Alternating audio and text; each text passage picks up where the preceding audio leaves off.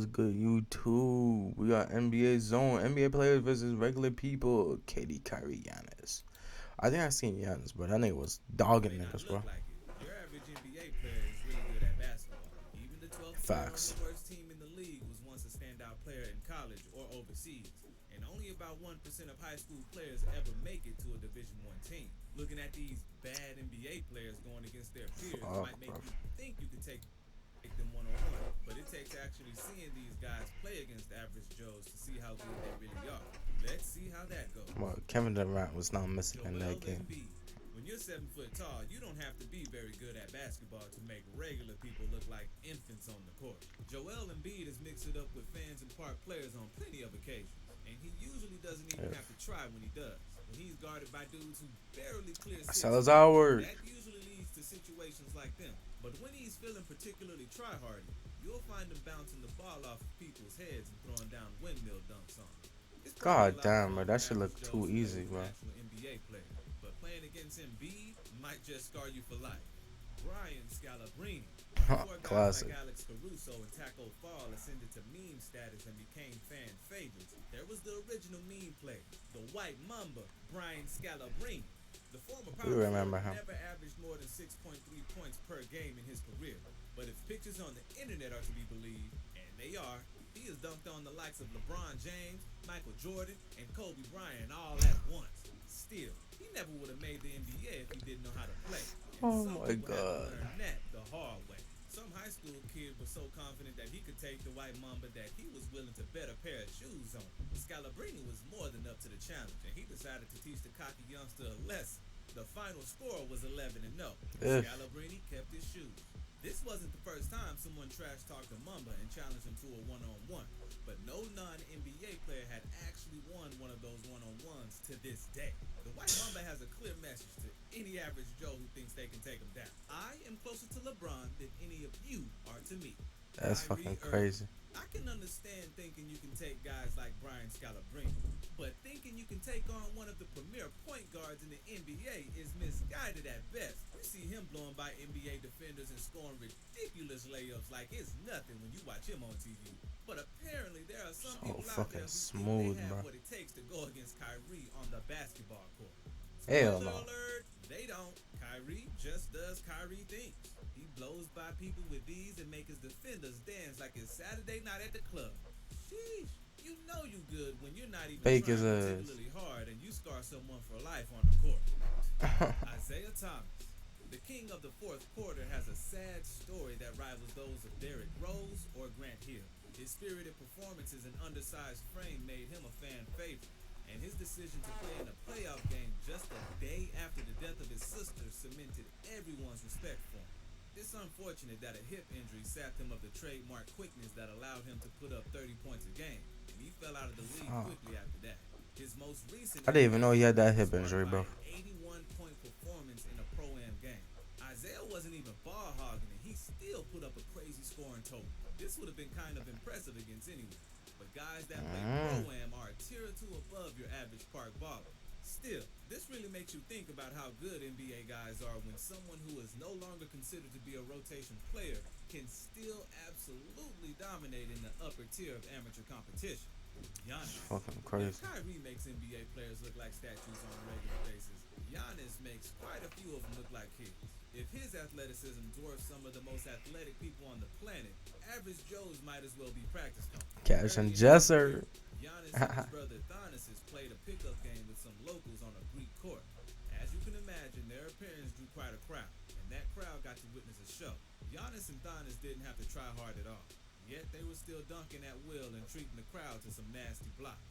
The guys they were playing against probably knew they wouldn't stand a chance, but at least they got to feel what the NBA players feel when they're facing Giannis for a day. Peyton Pritchard. Fucking hell, From bro. a Celtics legend to And a that wasn't even Sixers the legend, one I there seems to seen. be a theme of guys who played in Boston going off at pro-am events. After a surprisingly Bro, that wasn't even the clip of Giannis I seen, bro. The one I seen was more recent when he was bigger, bro. But he said, move, dog. Boom! Nigga was dunking on people. This shit was mean, bro. Just like the NBA, but worse actually. It was worse. decent rookie campaign, Pritchard was looking like a summer Who the fuck is this nigga? Prior to his second season, he left the summer league before it concluded because of what the team called prior obligations.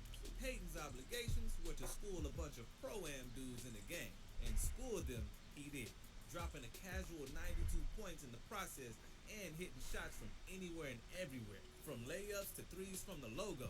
There was just no stopping him, and the dude is barely no longer a rookie. Former NBA player Mike James dropped 70 at the same event, just to prove how much better NBA players are compared to the rest of the dudes playing pro-am. Dwayne Wade. He was wrapping up a workout at a local gym where some very average guys were playing 5-on-5. After Dwayne was done, he figured he might as well get some reps in with him. Given that these dudes were all at least 6 inches shorter than Wade and a couple of light years behind in the athleticism department, this was an easy cardio session for Dwayne.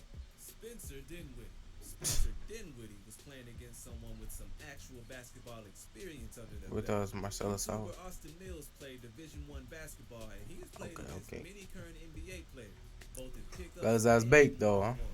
One of his videos has him going up against Spencer Dinwiddie, who currently plays for Washington. Dinwiddie is taller than him, so the rule they had for this game was no posting up. It didn't matter, since Spencer seemed to score at will, while Austin was struggling to even get the ball. John Wall, playing with the group. Austin's nice with it too, bro. One of them got particularly cocky and challenged Wall to a one-on-one. High school students. That's the most nigga shit ever. Cocky and challenged Wall to a one-on-one. Wall asked the kid, "Don't you know who I am?" And the kid answered, "Yeah, the only point guard in the league that can't shoot." Mind you, this is John Wall way before his injury, so we're talking about one of the best athletes in the whole league. Anyway, Wall took the kid's challenge, and the kid hit his first couple of shots. This did two things. It got his teammates fired up, and it got Wall fired up. The rest of the game went about as you would expect, and Wall finished the game by dunking on the kid. Kobe Bryant, back during the 2011 I don't need you shoot, nigga. Many NBA players resorted to playing in various pickup games either for fun or as a way to stay in shape. It was during this lockout that Kobe Bryant made his Drew League debut and turned it into a story for the ages.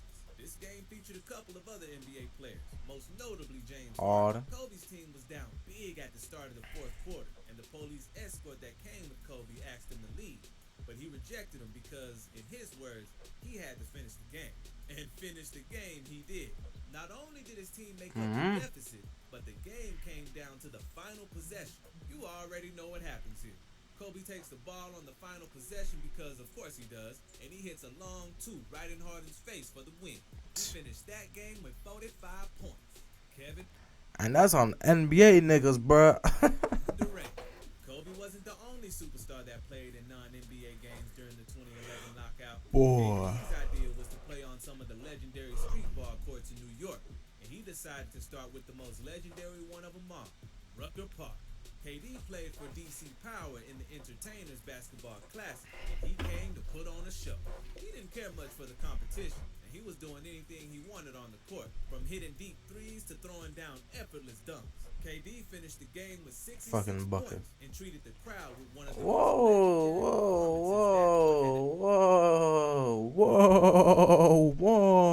hold on, move myself. Whoa.